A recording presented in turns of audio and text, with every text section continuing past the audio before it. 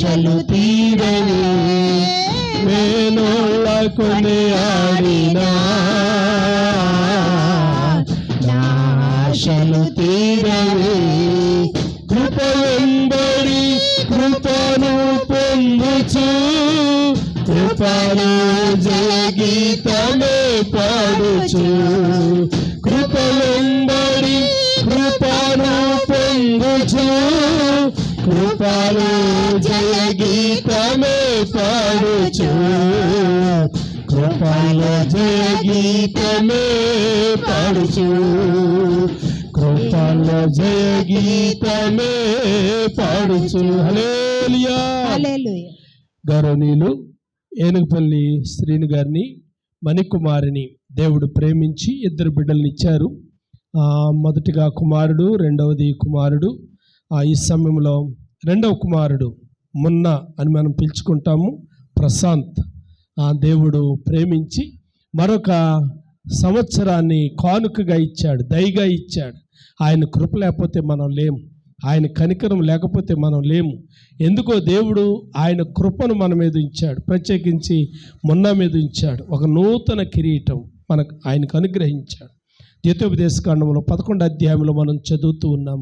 అంటున్నాడు, సంవత్సరాది మొదలుకొని సంవత్సరాంతం వరకు ఆయన కృప నీ మీద ఉండును అనే వాగ్దానంతో దేవుడు బలపరుస్తూ ఈ బిడ్డను దీవించాడు. ఈ సమయంలో ప్రార్థన చేద్దాం. పరిశుద్ధుడైన మా తండ్రి, గనుడువైన మా ప్రభువానికి వందనాలు, స్తోత్రాలు. ఇదిగోనైనా మొన్నాను మీరు ప్రేమించారు, దీవించారు, ఒక నూతన సంవత్సరాన్ని కిరీటంగా ఇచ్చారు. మీకు స్తోత్రాలు. బ్రతుకు దినములన్నీ కృపాక్షేమం దాయిచ్చారు. బిడ్డకిచ్చిన తల్లిదండ్రులను దీవించండి, తోబుట్టువులు కాపాడి చక్కటి భవిష్యత్తు దాయిచ్చారు. యేసు నామమున అడుగుచున్నాను తండ్రి, ఆమేన్. బని బాబురానైనా మ్యాచ్ బాక్స్ ఎదురుగా ఇక్కడికి రా.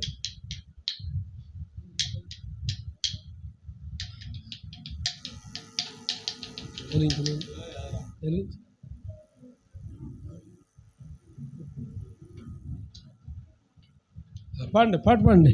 Happy birthday to you, happy birthday to you, happy birthday to you Yamuna, happy birthday to you, many long life to you, దీవించును గాక. Many long life to you, many long life to you dear Munna, many long life to you.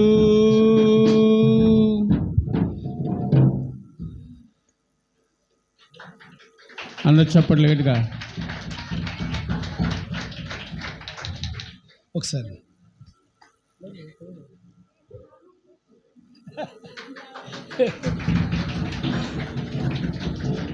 రండి తమ్ముడు, రండి.